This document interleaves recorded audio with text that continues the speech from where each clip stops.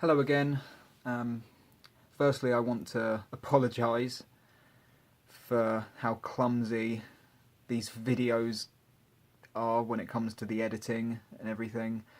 That's really not my forte. I would love to collaborate with someone who's good at that kind of thing because it would make um, the whole presentation a lot more appealing. Anyway, let's resume the story. So, I met this wonderful woman who helped me to discover what I'm passionate about and what my talents are. So then my parents wanted me to go to a different school, and I wanted to as well because we all feared that I was going to become institutionalised at this home from home education system because a lot of kids were a lot younger than I was, and I missed being around people my own age, you know. So they found another alternative school. You know, that's quite a consistent pattern now, which is definitely a step in the right direction, you know, because they approach educational pursuits differently in a more benign way, but it's still a system that someone with my brain is going to reject and sabotage. May or may not be a good word to use. So they sent me to a Krishnamurti school. Jiddu Krishnamurti is a very eminent Indian philosopher from the 20th century, and he founded various schools, one in America, Oak Grove in California, and a couple in India, and one in Hampshire in southern England. So I attended this school with good intentions. I thought this would be the one, this would seal the deal, but it didn't. It didn't. I very quickly became the naughtiest kid in class. They didn't have rules, they had agreements, which really annoyed me. That triggered me on many levels, because for all intents and purposes they were rules, it's just that the word was different. And I remember printing off a list of these agreements and ticking them off one by one, breaking them all. And, you know, they were rules. You know, they weren't prepared for someone who did that kind of thing, but I remember that they used to call meetings. The one thing I loved about that school is the way they encourage the art of inquiry and conversation. You know, they'd speak about everything, and I still do that to this day, which is part of my recovery, so I have to thank Brockwood Park School, which is what it was called, for that, because if something goes wrong now, I can immediately bring it back to myself and process it, digest it, analyse it, whatever, and think, okay, I helped to create that. I helped to create that situation. I didn't have the maturity at that point to think like that because all I wanted to do was disrupt and destroy. So, you know, I was smoking and got a lot of other kids my own age to start smoking, which I'm not proud of. That's just an example of how I'd like to control and manipulate my peer group. You know, never contributing in discussions or lessons unless I was asked. I remember one incident where we were instructed to do this creative writing exercise, and this was actually an area where I displayed quite a fair amount of competence. And so they all asked us, write a story about something, and everyone else did, and I just stood there. I couldn't do it. Could you please do this for me, please? You know, my heart rate started pounding, my whole mind was blank, my whole vision was blurry, and I was just sitting there, just kind of frozen to my chair, but at the same time shaking and jittering. And that's when I feel the impulse to do something naughty, you know, out of insecurity. It's like, who are you? Who are you to define my life? Who are you to give me these instructions? You know, it was like insulting, I suppose. And it's so humiliating, you know, the moment he goes, right, can everyone please read out what they've achieved in that exercise, what they've come up with. So everyone did, and then I was like kind of halfway around the circle, and I watched each person read their story out, proudly. Then it got to me, and I'm just like, I'm sorry, I just couldn't do it. I just couldn't bring myself to do it. And then there was that horrible icy silence that follows. Because people are just prepared for people to go along with the exercise. Why shouldn't you? We all suffer from social anxiety to a certain degree, but even still, someone might have even written a story, but they might not have written it out loud. But you could see that they'd done something because they're on their own, in their head, eyes on the paper. They can do whatever they want, but keep it to themselves. They've still more or less achieved that task. So it came down to me. My page was blank, and I just said, "I'm sorry. I just couldn't do it."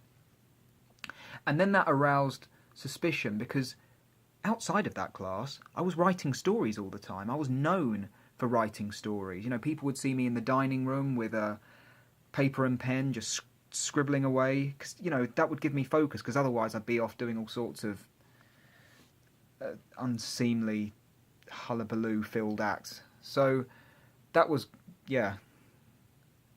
I had many moments like that where it's just so embarrassing, or the whole school would have a meeting and something would be asked of me, and I couldn't do it. It wasn't naughtiness; it was just completely frozen, petrified. Or I'd try and turn it around as like a joke, so I'd sidestep the demand using humour, which was a tactic I always used, but not just like dry, deadpan humour. Like, this is a distraction humour.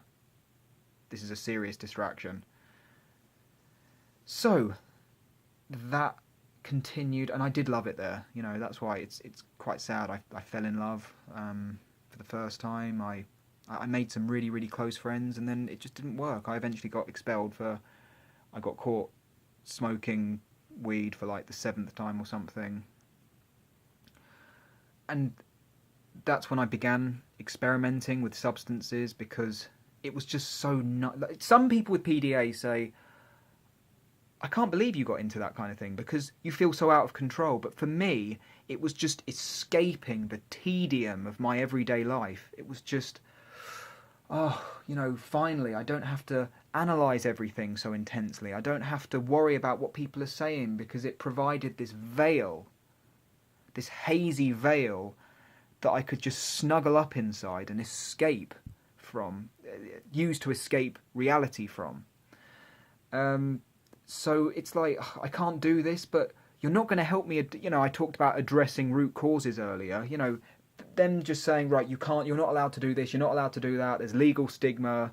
Also, it reflects upon the school's reputation. But I'm feeling awful. I cannot possibly cope without this, So if you take it away, you just expect me to do what everyone else is doing. It's like, in a way, it dulled my sensitivity, which means it dulled a lot of my anxiety. I know, weed can cause paranoia and whatever, but for me, it just temporarily, short term, it removed all of that because I could just escape to this magical world inside my head. And, I was sensitive, so I felt it differently to other people. I noticed how it would affect me differently, and other people remarked on it. They said, we can kind of go for a smoke and just get on with our schoolwork, but you'll go for a smoke and you will literally shed your skin and don another carapace. And it was like, I noticed that, and it really did affect me more. And the coming off it was scary because I'd enter reality again. It's like, oh no, I'm back here. And then I'd feel the need to take more. So yeah, that happened. I eventually got kicked out of school, which was really heartbreaking for me. It's like, what am I? Why can't I do this? Why can't I do that? Obviously parents disappointed in me. Lost a lot of friends over it. And then after that, I tried to find my feet again. I did a number of courses. I even did a military course because I felt that I severely lacked discipline. And it was interesting because you'd think, military, how on earth did you manage that? Because I used to do things before I was asked to do them. and I was one of the best recruits. Ironically, because I couldn't conform. I used to do things. It seems like the thing is like you have to have everything so neat and tidy.